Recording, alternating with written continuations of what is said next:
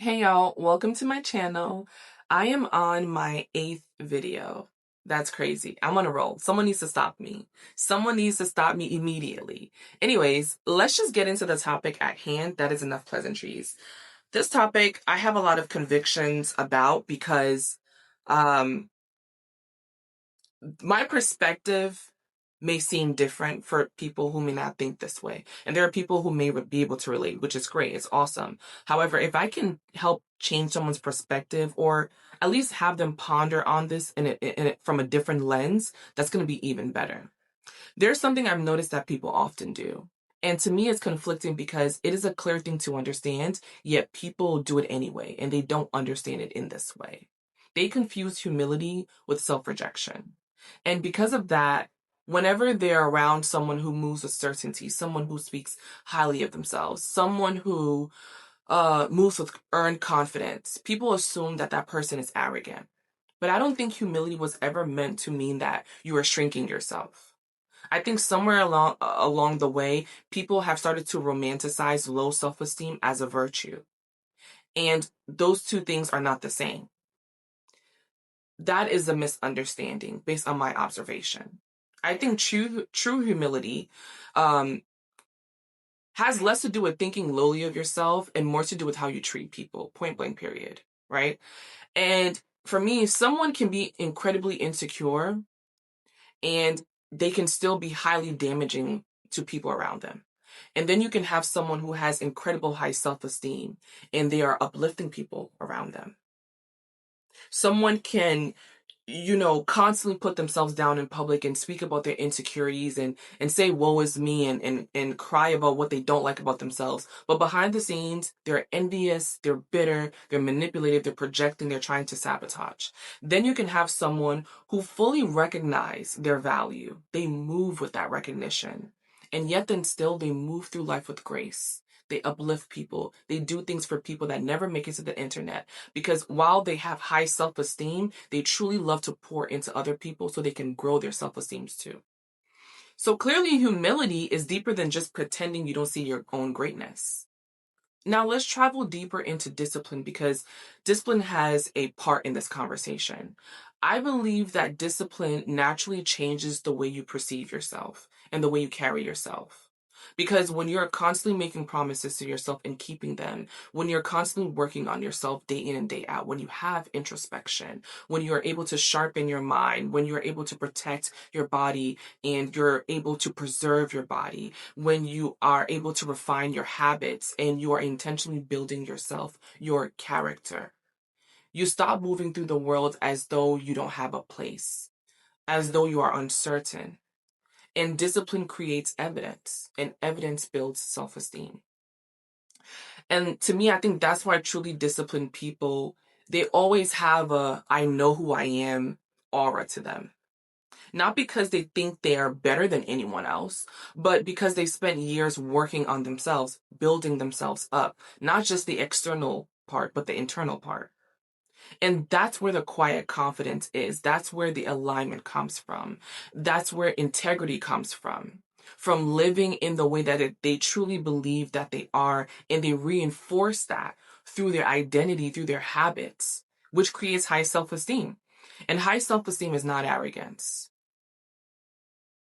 When you hear people talk about how beautiful they are or how intelligent they feel they are, or you see people talk about the value they bring to others, how capable they are, how encouraging they are, people may immediately assume that this person is speaking from ego. This person must be egotistical. And for me, I don't think acknowledging your strengths is arrogant. Arrogance is needing your value in order to make people feel smaller around you. That's the difference. Someone with healthy self-esteem doesn't need to humiliate other people in order to feel good. They simply recognize themselves clearly and they move with just that.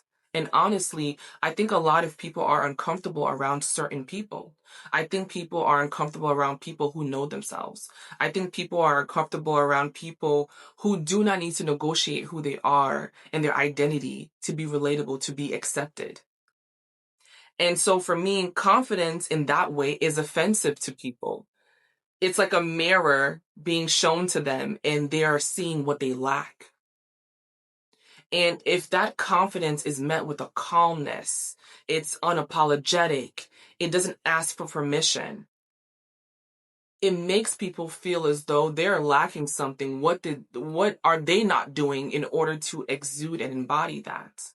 Now I want to integrate my faith in this discussion because it also has a part.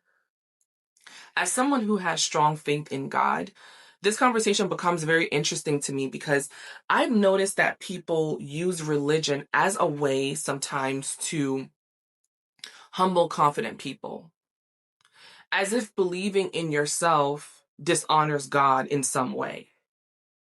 In my mind, I guess I see this differently. In my mind, if God intentionally created me and formed me in my mom's womb, and my mom took immense time to carry me for all those months, to deliver me, to raise me, to protect me, if my life has been protected so far, if the gifts that I have innately or the gifts I've cultivated along the way through skill building have allowed me to be who I am, if I am impacting people in a charged up mentality, in a positive way, if I'm using what I know to share with others so that they can adopt certain things that can benefit them, then why would I walk through life as though I'm insignificant?